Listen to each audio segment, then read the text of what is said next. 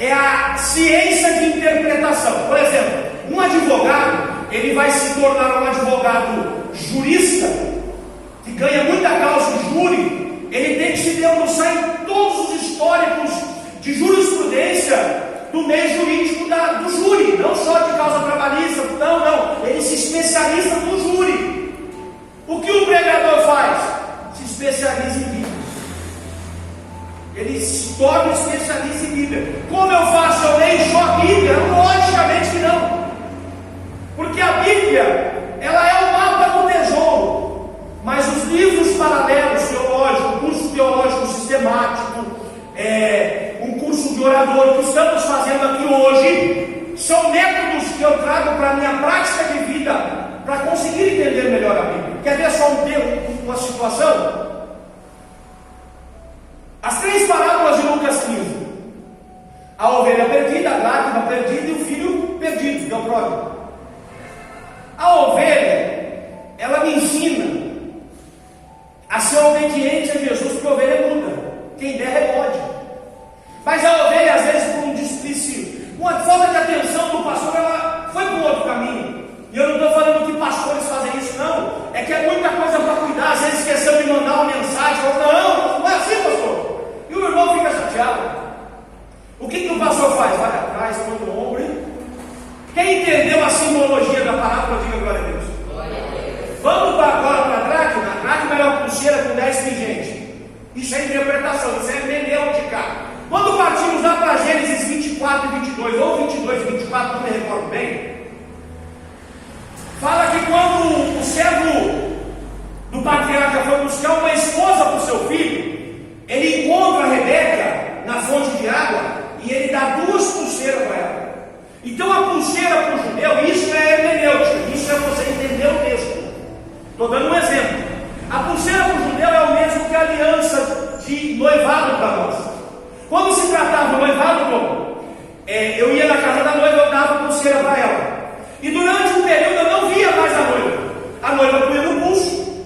Quando ela está andando na rua, pastor Douglas, ela dobrava a camisa. Porque ela mostra para o mundo que ela tem um dono, um noivo. Quem entendeu, diga glória a Deus. Eu não via ela até o casamento, mas alguém da minha família ou amigo do noivo ia até lá encontrar ela, tomar informações dela e levar presentes para ela. A primeira coisa que o amigo do noivo fazia, olhar no pulso. Se tivesse sem a pulseira, ela estava negando o tratado nupcial. Quem entendeu, diga glória a Deus. Se tivesse a pulseira, ela estava honrando. Hoje, o noivo não, ele veio na cruz e tratou o casamento. Marcou o casamento, sim ou não? Ele foi embora, ele não voltou ainda. Mas de tempo em tempo, em cada culto, o amigo desce, que se chama Espírito Santo. Isso é interpretar o texto. Quem está entendendo, diga glória a Deus. Ele traz presentes, que são os dons espirituais, o renovo, a resposta. E aí ele olha para o pulso da noiva. Está com as 10 dracmas brilhando? E o texto de Lucas 15 fala o que? Que perdeu uma. Olha como a profundeza da hermenêutica. Perdeu uma dracma. O que aquela mulher fez? Acendeu a candeia e aprenda. Olha o que é hermenêutica. Estou dando exemplos para os irmãos. Quem já ouviu Lucas 15 desse jeito? Diga glória a Deus. Ou ainda não tinha ouvido? Já tinha ouvido dessa forma ou ainda não? Isso é hermenêutica, é cavar até lá embaixo. Cavar. Ó. Quando perdeu a dracma, ela fez o que? Acendeu a candeia e acender a candeia, cavei mais um pouquinho. Qual que é a lâmpada do crente? Salmo 119, 105. Lâmpada para os meus pés é a tua. O pressuposto, se ela acendeu é porque estava. Isso é hermenêutica. É ir cavar o poço até você conseguir tirar dele. Quem entendeu, diga glória a Deus. Ó, aí ela foi para a palavra e ela varrer a casa. Não é só ir para acender a luz e falar que eu ouço a palavra, é viver a palavra, é entrar em prática, varre a casa. Percebeu o que é hermenêutica? Quem percebeu, diga glória a Deus. Vou dar mais um exemplo de hermenêutica para você entender. Irmãos, eu estou compartilhando com os irmãos o que eu não pus nem nos livros meus, mas é porque eu quero deixar vocês iniciados. O filho pródigo vai embora. O filho pródigo representa nós que vivíamos sem Jesus. O pai da parábola representa Jesus meu provável? O filho que era perdido somos nós que pegamos a herança e gastamos na vida. Caímos em si e voltamos para a casa do pai. O filho mais velho, quando você lê a parábola, depois que o filho mais novo veio e o filho mais velho ouviu que está tendo festa, o que ele faz? Fica picudinho, fica empurradinho. E aí o pai vai lá fora chamar ele. Quem são? Os judeus. Prova. João 1:11, ele veio para os seus, convidando, vem para a festa. Mas os seus o negaram. E todo aquele que creu já está dentro da festa, que é o filho perdido. Deu o poder de ser feito filho. Isso é hermenêutica. Quem entendeu, diga agora. E vou guardar o que Jesus deu, o que o pai deu para o filho que voltou, porque ele não está tendo, tá? Mas olha aqui, isso é fazer hermenêutica. É eu cavar o contexto histórico que Jesus queria usar. Quer ver outro contexto hermenêutico?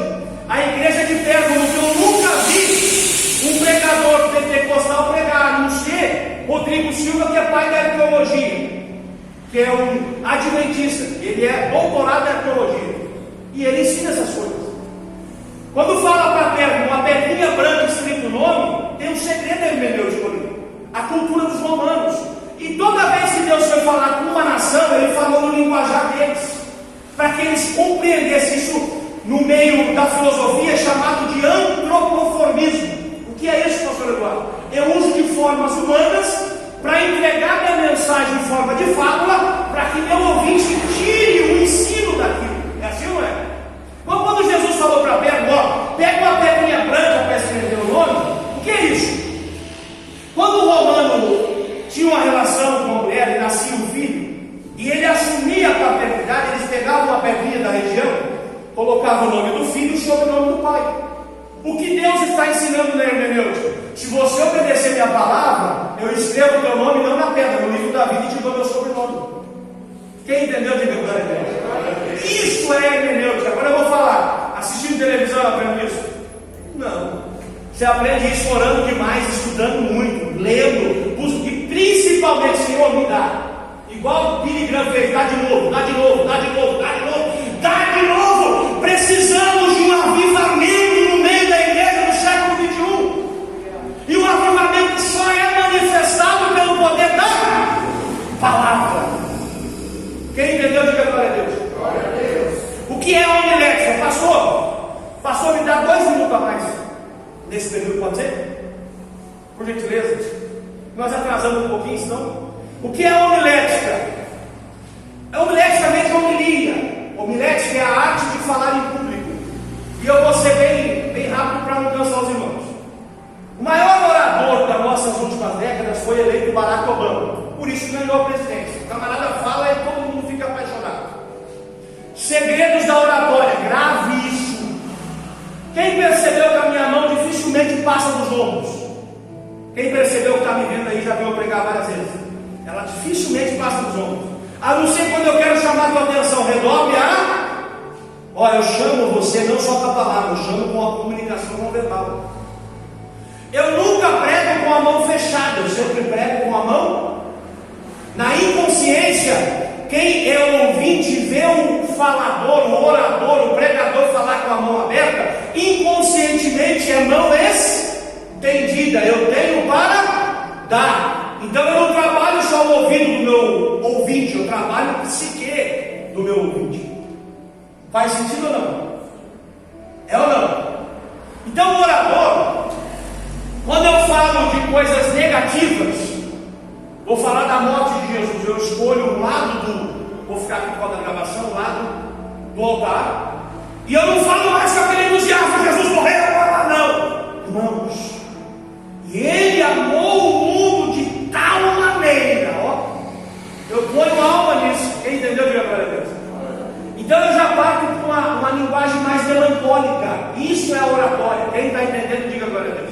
Agora quando eu vou falar que ele venceu a morte, eu venho do outro lado. Eu marco um lado como negativo do púlpito e o outro como positivo. Inconscientemente o cérebro do meu ouvinte está entendendo tudo que eu estou falando. Tá? Outra coisa, eu sou sanguíneo por natureza. Agora o melancólico, o camarada é baiano, gente. Nós sempre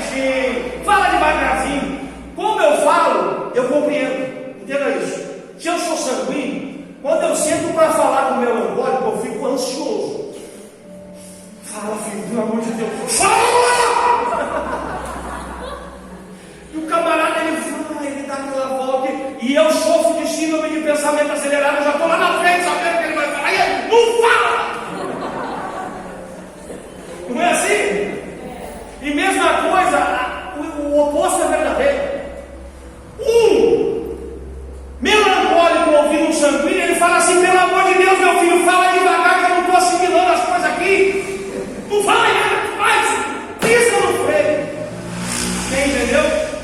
Então o bom é o equilíbrio.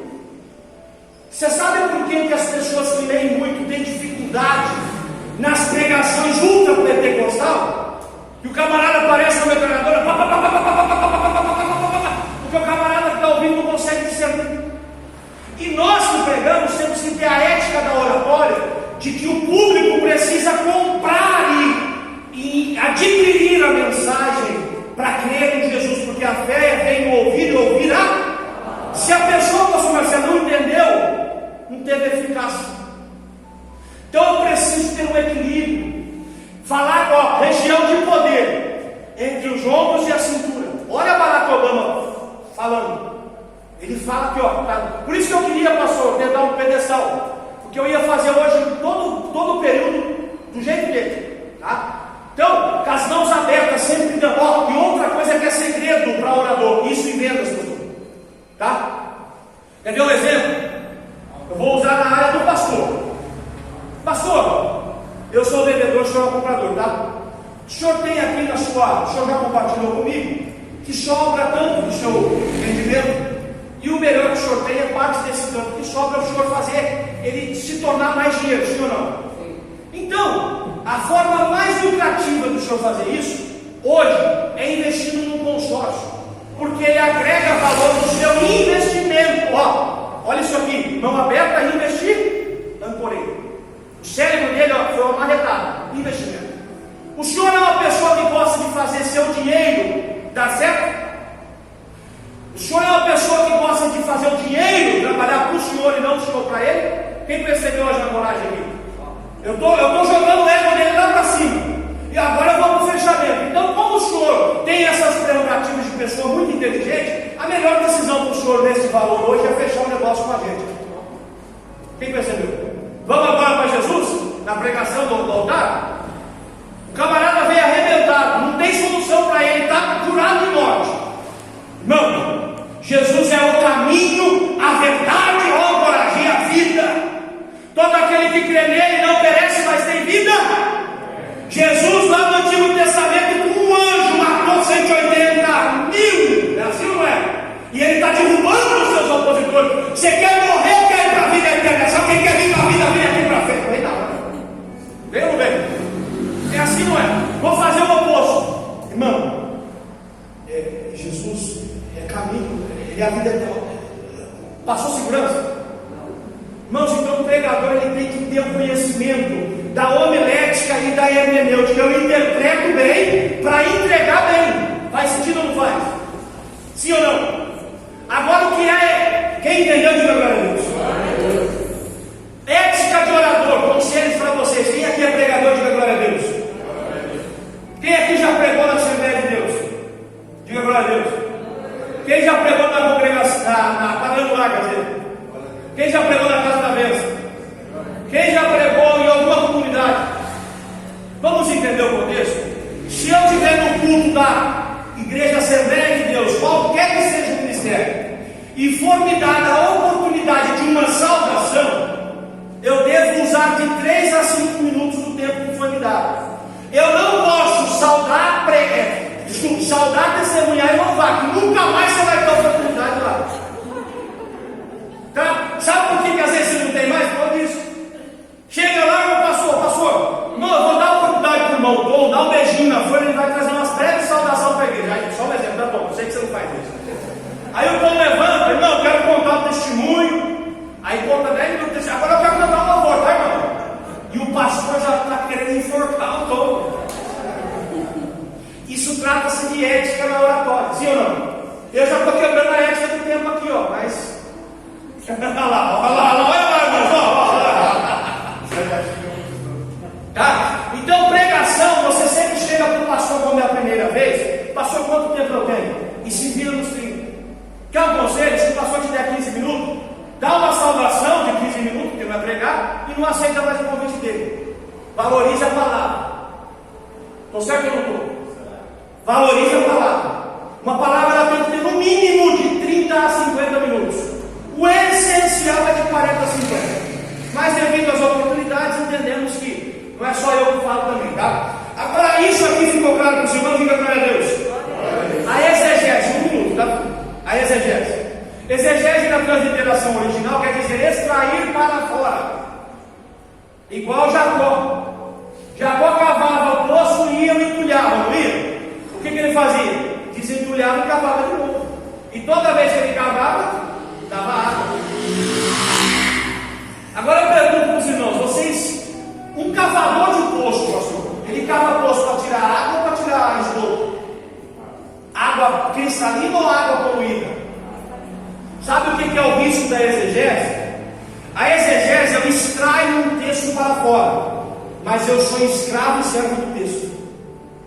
Aonde se revela a heresia? Quando eu leio o texto e coloco eu como o Senhor dele, mudando o sentido do texto, porque eu não fiz uma boa hermenêutica do texto. Entenderam ou não? Quem entendeu, diga glória a Deus. Então exegese é trazer para fora. Diferença entre pregação textual, expositiva e temática. Temática.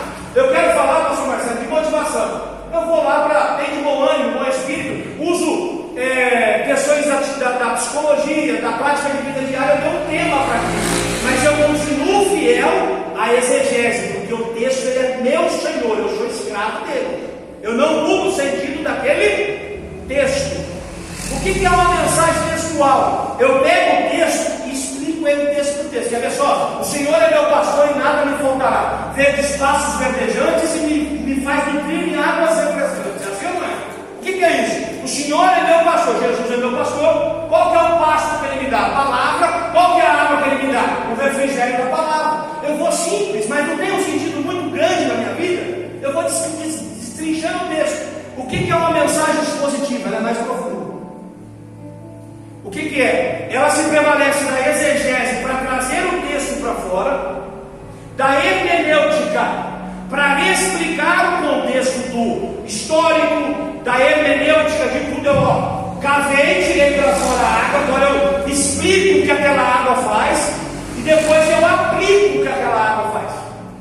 Eu expliquei o que ela fez no passado, agora eu explico o que ela faz hoje. Por exemplo, um exemplo lógico aqui.